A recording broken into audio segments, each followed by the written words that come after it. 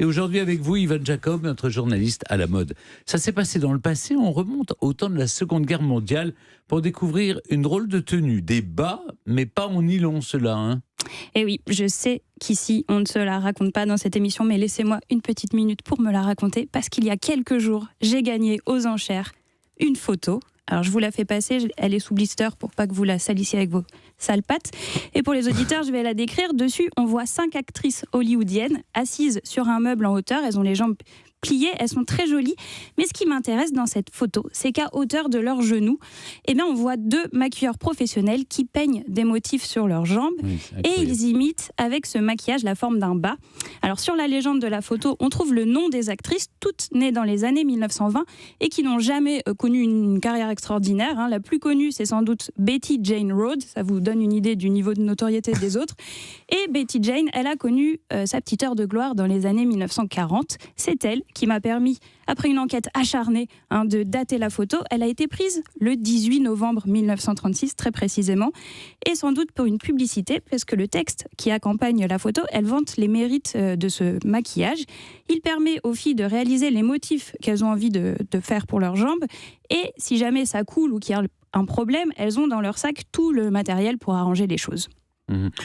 L'idée, c'est de remplacer les bas par du maquillage, en fait. C'est tout à fait ça, Stéphane, et c'est sans doute parce que les bas de soie, ils coûtent cher. En plus, ils filent très facilement, et c'est très difficile à remailler. Il faut faire appel à une professionnelle. Et donc, les entreprises cosmétiques qui commencent à vraiment se développer à cette époque-là, elles voient sans doute l'opportunité d'un nouveau produit et de nouveaux bénéfices. Sauf que l'idée n'est pas du tout facile à mettre en œuvre pour le grand public. C'est difficile à appliquer sur les jambes. Je vous apprends rien, il faut un certain talent pour se peindre soi-même. Et surtout, 2 ans plus tard, patatras, une innovation rend le concept un peu inutile. En 1938, l'entreprise Dupont invente les bas en nylon. Ils sont présentés pour la première fois en 1939 à la Foire internationale de New York sur une mannequin entièrement habillée de fibres synthétiques. Elle est surnommée Miss Chimie. Et c'est une vraie révolution, n'ayons pas peur des mots. Pourquoi ? Parce que ces bas sont plus fins, ils sont plus résistants et assez vite, ils vont devenir moins chers que ceux en soie. Et c'est un succès incroyable. Les 4 millions de paires commercialisées en mai 40 sont vendues en 3 jours seulement. Sauf que, c'est plein de rebondissements cette histoire, les États-Unis entrent en guerre et Dupont doit remettre tout son stock de nylon et toute sa production au War Production Board pour fabriquer des parachutes, de la corde, de la bâche. Ouais, et donc là, c'est le drame. C'est absolument un drame, surtout que les femmes ne peuvent même pas revenir au bas de soie pour la simple raison qu'il n'y en a plus, parce que c'est la guerre. Il y a une pénurie mondiale. Et en France, les Allemands, quand ils arrivent, ils s'emparent de tous les stocks qui restent dans les magasins pour les renvoyer chez eux. Et ça donne une anecdote qui fait fureur en 1940 en France. Je ne vais pas vous faire l'accent allemand, mais c'est un officier allemand qui dit à une vendeuse parisienne « Maintenant, ce sont les Berlinoises qui portent des bas de soie. » Et elle lui répond du tac au tac « Peut-être, mais quand une Parisienne porte des bas de coton, ce sont les bas de coton qui deviennent à la mode. » Bravo. Donc les femmes se rabattent sur les bas de coton. Alors ça peut arriver, mais le problème c'est que les bas de coton ils tiennent trop chaud et puis ils sont beaucoup moins élégants que des bas de soie. Du coup, c'est là que l'idée de se maquiller les jambes va ressurgir. Pendant la guerre, il faut bien comprendre que c'est la débrouille généralisée à tous les niveaux. En 1940, le plan Grimbert conduit à l'interdiction de la vente de chaussures en cuir. Donc on remplace le cuir par du bois, par du liège, par de la moleskine aussi pour les sacs. On utilise des matières qui ne sont pas du tout utilisées dans la mode normalement, comme le raffia, comme le carton et même la paille tressée.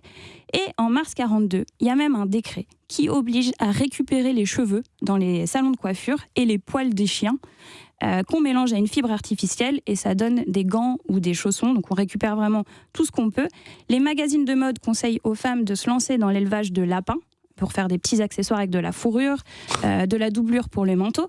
Et il y a même des conseils dans ces magazines pour tanner les peaux de lapin. Et on sait que c'est un travail vraiment abominable, donc c'est très étonnant. Mais revenons au bas en soie.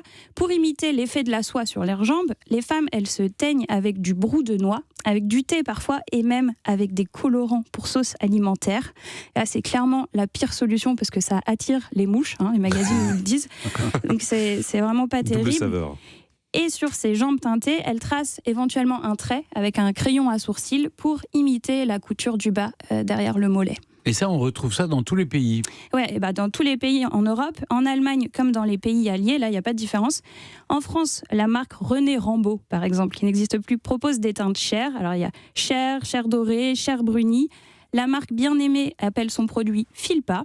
Et certes, ça file pas, mais ça coule quand il pleut, ça laisse des traces sur les ourlets des jupes et à l'intérieur des chaussures. Et c'est pas ridicule justement quand ça coule? En fait, si, un peu. Ouais. Il ne faut pas sortir dans ce cas-là. Oui, c'est ça. Ça pose problème et ça peut couler aussi sur les pantalons des messieurs. Ah. C'est problématique. Alors aux États-Unis, tout le monde se lance sur le marché, essaye de faire mieux. Elisabeth Arden, Helena Rubinstein, Max Factor, les grandes marques de l'époque, malgré leurs efforts, les produits restent compliqués à utiliser. Alors elles trouvent des solutions. Elles ouvrent à partir de 1942 des leg bars, des barres à jambes dans les grands magasins américains. Ces corners proposent des épilations, des massages et surtout donc du maquillage pour donner un hâle à la peau et pour dessiner des motifs sur les jambes. Ces bars, ils vont connaître un vrai succès auprès des Américaines, mais des Américaines blanches seulement, évidemment, puisqu'aucune de ces marques de cosmétiques, à l'époque, ne propose de produits de beauté pour les peaux noires. Mais ces bars à jambes vont fermer à la fin de la guerre. Alors, ils vont fermer, mais pas tout de suite. Figurez-vous qu'en août 1945, 8 jours seulement après la reddition du Japon, l'entreprise Dupont annonce qu'elle relance sa production. Elle annonce en grande pompe. Elle promet des bas de nylon pour Noël 1945. Mais en fait, la production est compliquée, plus compliquée que prévu à remettre en route. Et l'offre ne couvre pas du tout la demande. Il y aurait eu à Pittsburgh une queue de 40 000 femmes pour seulement 13 000 paires disponibles. Donc si vous faites le calcul, vous voyez que ça ne marche pas. Et il y a à travers le pays des Nylon Riots, des émeutes du nylon. C'est un peu exagéré peut-être comme terme, mais ça montre l'engouement pour cet accessoire qui a tellement manqué pendant la guerre. Et les troubles, ils vont s'arrêter seulement en mars 1946, quand Dupont sera enfin capable de produire 30 millions de paires de bas en nylon en un seul mois pour répondre à la demande.